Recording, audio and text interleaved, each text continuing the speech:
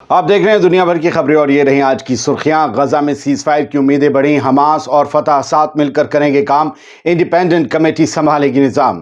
لبنان سے cease fire کے باوجود اسرائیلی حملے جاری، لبنانی آرمی کا جوان ہوا زخمی۔ کیا ڈر گیا اسرائیلی P M Benjamin Netanyahu? گواہی کے لیے شہر بدل کر بنکر میں جانے کی خبر۔ بڑے پیمانے پر فلسطینی زمینوں کو قبضانے کا پلان، سیٹلرز کی کونسل کے ساتھ نیتن یاہو کے قریبیوں نے کی میٹنگ۔ ایران نے سیریا بھیجی ری انفورسمنٹ تو اسرائیل نے دے ڈالی دھمکی۔ ادھر اپوزیشن ملیشیا نے الیپو میں ایئر ڈیفنس بٹالین بیس قبضایا۔ یو این کی ہلا دینے والی رپورٹ آئی سامنے، دنیا کے سب سے زیادہ جسمانی معذور بچوں والی زمین بنا غزہ، بھوک سے مارنے کی سازش۔ ہتھیاروں کے پروڈکشن میں روس نے ناٹو کو پچھاڑا، روسی ٹھیکیدار کاٹ رہے چاندی۔ اور زیلنسکی سے اچانک ملنے پہنچے جرمن چانسلر، $680 ملین کی ملٹری مدد دینے کا اعلان۔ آزاد ورلڈ انڈیا میں آپ کا خیر مقدم ہے، میں ہوں عادل خان آزاد۔ آج ہے 2 دسمبر 2024۔ آپ دیکھ رہے ہیں اسپیشل بلیٹن دنیا بھر کی خبریں۔ چلیے شروع کرتے ہیں دنیا بھر کی خبروں کا یہ سفر تفصیل سے۔ غزہ میں شاسن کرنے یعنی نظام سنبھالنے کو لے کر حماس اور فتح میں ہوئی میٹنگز میں پازیٹیو ڈیولپمنٹس ہونے کی خبر ہے۔ سورس کے مطابق، ذرائع کے مطابق جو خبر سامنے آئی ہے وہ بڑی دلچسپ ہے۔ سورس کے حساب سے دونوں فتح اور حماس جنگ بندی کے بعد ایک کمیٹی بنائیں گے جس میں سرکاری اور انتظامیہ یعنی ایڈمنسٹریشنل معاملوں کے ایکسپرٹس شامل ہوں گے۔ اس کے ممبرز غزہ کے رہنے والے باشندے ہی ہوں گے۔ ایک سینئر فلسطینی آفیشل نے لبنان کے المائدین میڈیا کو یہ بتایا آج 2 دسمبر کو کہ غزہ پٹی میں نظام سنبھالنے کے سلسلے میں حماس اور فتح کے بیچ بے حد امیدوں بھری بات چیت ہوئی ہے، بے حد امیدوں بھری میٹنگز ہوئی ہے۔ اب دونوں الگ الگ دھڑے ہیں، ایک ویسٹ بینک سنبھال رہا، ایک غزہ سنبھال رہا تھا۔ خیر، جو آفیشل ہیں ان کے مطابق جنگ بند ہونے کے بعد غزہ پٹی پر گورن کرنے والی کمیٹی میں غزہ کے ہی لوگ ہوں گے اور رام اللہ میں فلسطینی اتھارٹی کی سرکار محمود عباس والی اس کمیٹی کے کام کاج کی دیکھ ریکھ کرے گی، آبزرو کرے گی۔ سینئر آفیشل نے یہ کہا ہے المائدین سے کہ حماس اور فتح دونوں اس بات پر راضی ہوئے ہیں کہ یہ کمیٹی، یہ سمیتی پیشیور اور آزاد یعنی انڈیپینڈنٹ رہے گی۔ اس میں حماس یا فتح کے ممبر شامل نہیں ہوں گے، پڑھے لکھے فلسطینی ہوں گے جنہیں کاموں کا تجربہ ہوگا۔ انہوں نے یہ بھی بتایا کہ کئی عرب ممالک نے آج غزہ کے لیے ایک گورننگ باڈی کی تعمیر میں مدد کرنے کی پیشکش کی ہے۔ دوستو، حماس اور فتح کے بیچ کی یہ میٹنگ مصر کی کیپٹل قاہرہ میں 1 اور 2 دسمبر کو ہوئی۔ اسے آپ یوں دیکھیں کہ جو سیز فائر کی بات چیت چل رہی ہے اس میں اسے جوڑیے، یہ کیا کریں گے یہ بھی تو پوچھا گیا ہے کہ تم لوگ ایسا تو نہیں اپنے اپنے ممبر گھسیڑ کے جو ہے پالیٹکس چلاؤ گے اپنی، تو کہا نہیں جی، نیوٹرل لوگ آئیں گے۔ تو سیز فائر کا ایک پنہ ان کی یہ میٹنگ بھی ہے۔ بڑھتے ہیں آگے۔ لبنان میں سیز فائر کر کے بھی اسرائیل لگاتار حملے کرنے سے باز نہیں آ رہا ہے۔ ادھر حزب اللہ اور لبنانی آرمی صبر اور خاموشی سے کام لے رہے ہیں۔ اسرائیلی فوج سرحدی گاؤں کے، جو لبنان کے قبضے میں جو علاقے میں آتے ہیں سرحدی گاؤں میں کے ساتھ ساتھ بیکا ویلی جو ہے نا، بیکا گھاٹی، اس کے علاقوں کو نشانہ بنا کر آئی ڈی ایف لبنان کے ساتھ جنگ بندی کے سمجھوتے کے خلاف ورزی کرنا لگاتار جاری رکھے ہوئے ہے۔ اپنی تازہ حماقت میں آئی ڈی ایف نے پیر کے روز ہرمیل ضلع کے شمال میں ہوش السید علی گاؤں میں لبنانی آرمی کی ایک چوکی کے پاس چل رہے ایک بلڈوزر پر ڈرون سے حملہ کیا، بم سے۔ اس میں ایک لبنانی فوجی زخمی ہو گیا۔ اب سوچئے کہ کہیں ادھر سے بھی گولہ چلنے لگے تو کیا ہوگا۔ سیز فائر ختم ایک طریقے سے اکسانے کے طور پر دیکھا جا سکتا ہے۔ چلیے بڑھتے ہیں آگے، بات کرتے ہیں کہ کیا اسرائیل کے وزیر اعظم خوف کھا رہے ہیں آج کل کھانے کی جگہ۔ اسرائیلی پردھان منتری یعنی prime minister Benjamin Nitin Yahoo کی کرپشن کے مقدمے میں گواہی ہونی، اور اس گواہی کو لے کر یہ خبر ہے کہ یروشلم سے تیل اویو شفٹ ہو گئی ہے یہ گواہی کی جگہ۔ خبر ہے کہ نیتن یاہو نے اپنے اوپر حملے کے ڈر کے چلتے اپنی سنوائی تیل اویو کے ایک مجسٹریٹ کورٹ میں ایک انڈر گراؤنڈ قلعے بند ہال میں شفٹ کروا لی ہے، یعنی بنکر میں، جس پر کورٹ ایڈمنسٹریشن نے بھی رضامندی دے دی۔ کوئی بات نہیں یار، ڈر لگ رہا ہے تو صحیح ہے، کوئی بات نہیں۔ یہ بدلاؤ نیتن یاہو کی گواہی کے دوران اس کی سیکیورٹی کے سلسلے میں عدالتوں اور شن بیٹ سیکیورٹی ایجنسی کے بیچ بات چیت کے بعد ہوا ہے۔ नेतन्याहू की गवाही 10 दिसंबर से शुरू होने वाली है। शिन बेट जो लोकल इंटेलिजेंस है इजराइल का वो संभालती है, इंटरनेशनली मोसाद संभालती है।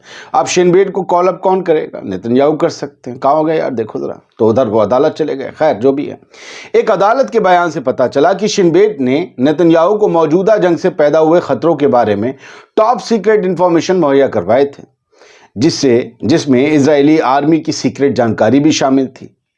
इसके नतीजे में यह तय किया गया कि जेरूसलम की अदालत, जिसमें जरूरत के हिसाब से बम शेल्टर्स की कमी है, वो प्राइम मिनिस्टर की गवाही के लिए ठीक नहीं है वो अदालत। इसीलिए गवाही को टेल अवीव में दर्ज किया जाएगा, वो भी एक अंडरग्राउंड बंकर में। लेकिन हिजबुल्लाह से सीज फायर के बाद नेतन्याहू को आखिर खतरा किससे है? हमास से, ईरान से, या फिर अपनी ही आवाम से? खतरा तो है, खतरे का डर भी है, चाहे जिससे हो। कुछ खबर डायरेक्ट लाइव आ जाते हैं। सबसे पहली खबर सर ये है, इजरायली सेटलर काउंसिल है वो ड्राफ्ट कर रही है वेस्ट बैंक एनेक्सेशन प्लान को, यानी वेस्ट बैंक को पूरी तरीके से जो भी उन्होंने इजराइल का नक्शा बना रखा है उसमें मिला लेने का। मतलब एनेक्सेशन एक तरीके से कब्जा तो है ही है, मतलब एक ऐलान कि अब ये ज़मीन हमारी है, ये इजराइल की जुरिस्डिक्शन में आएगा, इनकी कोई ईस्ट जो यरूशलेम है उससे कोई मामलात नहीं चलेंगे, रमल्ला से नहीं चलेगा, पैलेस्टीनियन अथॉरिटी को भंग कर देना, पूरी तरीके से इजराइल का कब्जा। ये इसको लेकर बड़ी तगड़ी मीटिंग चल रही है। Dismantling a key component of the proposal involves dismantling the Palestinian Authority and placing Palestinian villages under full Israeli jurisdiction. समझ रहे हैं? अब वही बात आ गई, पैलेस्टीनियन अथॉरिटी को भंग कर देना, ख़त्म कर देना, पूरी तरीके से इजराइल का कानून निज़ाम वेस्ट बैंक पर थोप देना, जो भी अभी कुछ उन्हें आज़ादी है वो सब सारे अख्तियार और हुकूक उनसे छीन लेना। और ये सब किस लिए? डोनाल्ड ट्रंप जीते हैं ना, फिर से लिखा गया है in the aftermath of Donald Trump's री इलेक्शन। डोनाल्ड ट्रंप जीते हैं और सबको ये उम्मीद है, सेटर्स को, उनकी एसोसिएशन को, उनकी काउंसिल को, कि ट्रंप के रहते हुए अब हम वेस्ट बैंक को पूरी तरीके से कब्जाने में कामयाब हो जाएंगे। मैं फिर कह रहा हूं, असली खेल डोनाल्ड ट्रंप के व्हाइट हाउस संभालने के बाद शुरू होगा, या तो इधर या उधर, जो होगा पूरा पूरा होगा, ऐसा नहीं होगा। बड़ी खतरनाक सिचुएशन है सर। आप समझिए कि इजराइल हायोम ने इस खबर को छापा और इसमें बताया गया कि बेंजामिन नेतन्याहू के पार्टी के लिक्विड पार्टी के सीनियर मेंबर्स इसमें शामिल थे। इन मीटिंग्स में जो ये बुलाई गई थी, it revealed that a high level meeting on the initiative included अविहाई बारोन, member of parliament for the prime minister Benjamin नेतन्याहू's ruling liquid party. Netanyahu की लिक्विड पार्टी का, रूलिंग पार्टी का मेंबर ऑफ नेसेट, वहां की संसद का, ये अविहाई बोरोन भी इसमें शामिल था। ये बड़ा नाम है। और कहा गया है कि, और इसमें कहा गया है कि ये जो मौका अभी हमें मिला है, अगर हमने इस पर अभी चोट नहीं की तो आप समझिए फिर हम कभी इस पर चोट नहीं कर पाएंगे, मौके को खो देंगे वेस्ट बैंक को। अल जजीरा की खबर पर आते हैं, जो यूएन गजा इन सबसे जुड़ी हुई है। यूएन के चीफ ने ये बताया है कि जो चाइल्ड एम्प्यूटीज़ हैं इजराइल की, जो ये जंग जो चल रही है गजा में, जो बच्चे नहीं हैं, जो अपंग हो जाते हैं, जिनके हाथ पैर उड़ जाते हैं, उनकी सबसे ज़्यादा तादाद कहाँ बढ़ रही है या बढ़ चुकी है? वो है गजा में। यानी जिन्होंने बच्चों ने अपने हाथ पैर गंवा दिए हैं, किसी का हाथ उड़ गया, किसी का बम काटना पड़ा हाथ पैर, वो सबसे ज़्यादा बच्चे इस वक्त गजा में सांस ले रहे हैं। इस 1 साल की जंग में अचानक ये उछाल आया है। ये एक बहुत बड़ी और डराने वाली खबर है। और यूएन के सेक्रेटरी जनरल एंटोनियो गुटेरेस ने ये कहा है कि गजा में ये वाली जिन लोगों ने अपने हाथ पैर गंवा दिए हैं, ऐसे बच्चों ने सर्जरीज हुई हैं उनके, वो भी बिना एनेस्थीसिया के, वो सारी तादाद इस वक्त सबसे ज़्यादा बच्चों की गजा में है। और ये भी बताया गया है कि only a handful of add trucks are entering Gaza each week. हर हफ्ते बस चंद ट्रक ही एड लेकर गजा पहुंच रहे हैं। सिचुएशन बहुत ही ख़राब है और बताया जा रहा है कि इस ठंड और भूख से हज़ारों की तादाद में गजा के लोगों की ज़िंदगी दांव पर लगी है शुरुआती ठंड में ही। सर, मैं आपको कुछ और ख़बरें दिखाना चाहता हूँ।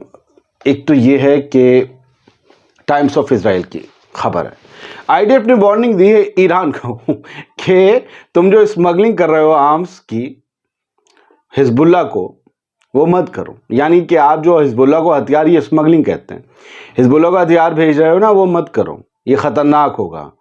کیوں کہا ہے؟ کیونکہ اصل میں ایران نے ری انفورسمنٹس بھیجے ہیں سیریا میں. اب سیریا میں بھی بحران ہے، وہاں وہ ملیشیا آگے جو اب تک سوئے ہوئے تھے، پتہ نہیں کہاں سے آگے کس نے پش کر دیا ہے. سیریا کے مسئلے کو بڑے اس سے دیکھیے گا. میں جو کہتا ہوں وہ الگ چیزیں ہیں، لیکن آپ اس کی ٹائمنگ دیکھیے. سیز فائر لبنان میں، اور پھر وہ بالکل جاگ گئے، ابھی تک سوئے ہوئے تھے اور اتنی طاقت سے جاگے ایسا لگتا ہے کسی نے ان کا بٹن سوئچ آن کیا ہے. ویسے ہوا ہے، لیکن ان کی ٹائمنگ کمال ہے. خیر، ابھی تک سیریا بالکل آؤٹ آف دا سین تھا، ایک دم بس سیریا ہے. کہاں سے دھیان ہٹ گیا؟ غزہ سے ہٹ رہا ہے، اسرائیل سے ہٹ رہا ہے. سمجھ رہے ہیں؟ ایران الجھ رہا ہے، الٹ سکتا ہے، روس الٹ سکتا ہے سیریا میں. حزب اللہ بھی وہاں ایکٹیو ہے. ان سب نے مل کے اسد کی رجیم کو بچایا تھا.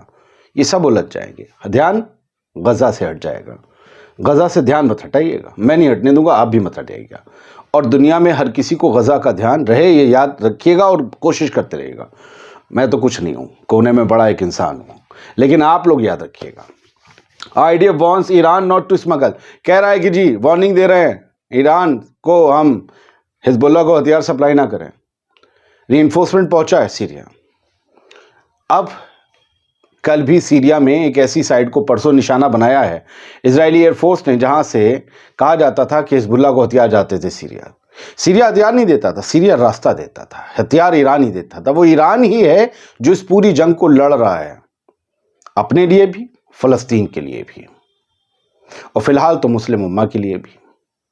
باقی تو آپ عربوں میں دیکھ لیجئے آج کیا ہو رہا ہے. جشن من رہے ہیں، کانسرٹس ہو رہے ہیں، کوئی مطلب ہی نہیں ہے فلسطین میں کیا ہو رہا ہے. خیر، بڑھتے آگے. یہ ایک تصویر ہے جو سامنے آئی، اور یہ ویڈیو وارفیئر انالیسز نے دیا. پکی بات ہے، میں نے ہر جگہ دیکھ لیا ہے. یہ 599ویں ایئر ڈیفنس بٹالین بیس ہے بشار الاسد کی حکومت کا. ان کی حکومت کے اندر جو ایئر ڈیفنس بیس تھا وہ ان لوگوں نے قبضہ لیا ہے.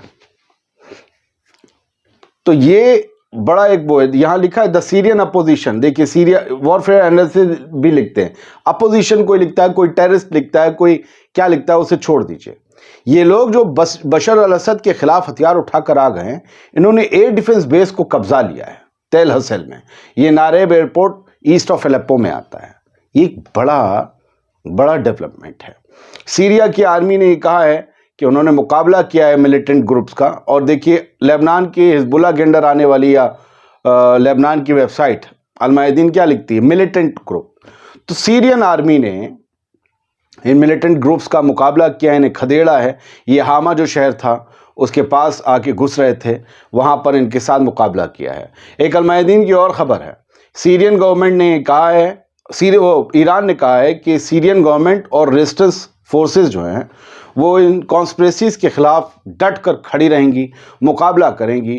ہر سازش کا منہ توڑ جواب دیا جائے گا. جو کچھ بھی سیریا کے خلاف، اسد کے خلاف، ایران کے خلاف کیا جا رہا ہے، اس کو سامنے سے ہم کاؤنٹر کریں گے اور فتح حاصل کریں گے. واقعی ایران کو گھیرا جا رہا ہے اس وقت. آپ تمام مسلم ممالک دیکھ لیجئے، اس میں سے ایک صرف ایران ہے جو اس وقت لڑ رہا ہے، بول رہا ہے.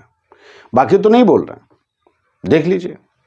تو وہ اس وقت سب کے لیے ولن بنا ہوا ہے. Russia races ahead of NATO in weapons production for Ukraine war. میں نے یہ خبر پڑھی اور یہ سپری کی رپورٹ آئی ہے. سپری پہلے جان لیجئے آپ ہوتا کیا ہے. سپری کے بارے میں کہتے ہیں stock home international peace research institute. اب ہے تو پیس ریسرچ انسٹیٹیوٹ. ہتھیاروں کی تو خبر چھاپیں گے، ہتھیاروں سے ہی تو پیس ادھر ادھر ہو جاتی ہے. تو انہوں نے بتایا کہ رشیا ہتھیار پروڈکشن میں پورے نیٹو اور امریکہ سے آگے نکل گیا ہے. یوکرین سے جنگ کے دوران اتنا ہتھیار پروڈیوس کیا ہے، بنایا ہے روس نے، کہ سب کو سرپاس کر دیا ہے. اور وہاں کے جو ہتھیار ٹھیکیدار ہیں، عام جو کانٹریکٹر ہیں، خوب موٹا پیسہ کما رہے ہیں. اور یہ بھی بتایا کہ ڈیفنس بجٹ نیٹو کا اور امریکہ کا روس سے 10 گنا زیادہ ہے. باوجود اس کے ہتھیار روس بنا رہا ہے اور اپنی فائر پاور کو بڑھا رہا ہے. اور یہ سب کچھ اس نے بڑی اسمارٹلی کیا ہے، بہت ہی اسمارٹلی کیا ہے. خیر سب بڑھتے آگے. یہ خبر اور روس سے تو نہیں، یوکرین سے جڑی ہوئی ہے. جرمنی کے چانسلر صاحب اولف جو ہیں، اسکولز جو ہیں، یہ پہنچ گئے ایک دم surprise visit. Hello Zelensky, I am here. خیر زیلنسکی کو تو پہلے سے پتا ہوگا. پہنچ گئے ہیں، یہ چھپ چھپا کے پہنچے ہیں. کیوں انہوں نے سرپرائز ہیپی برتھ ڈے بولا جا کر، زیلنسکی کو نہیں پتا، لیکن گفٹ ضرور دیا. $680 ملین کی ملٹری ایڈ دے کر آئے ہیں اور بولے ہیں کہ جی ہم، اور ایک طرف ڈونلڈ ٹرمپ کہہ رہے ہیں کہ ہم جنگ ختم کروائیں گے، یہ کروائیں گے، وہ کروائیں گے، لیکن یہ لگے ہوئے ہیں جنگ میں. ٹھیک ہے، بہت شکریہ. دنیا بھر کی خبریں آپ دیکھ رہے تھے. سلامت رہیے، خوش رہیے.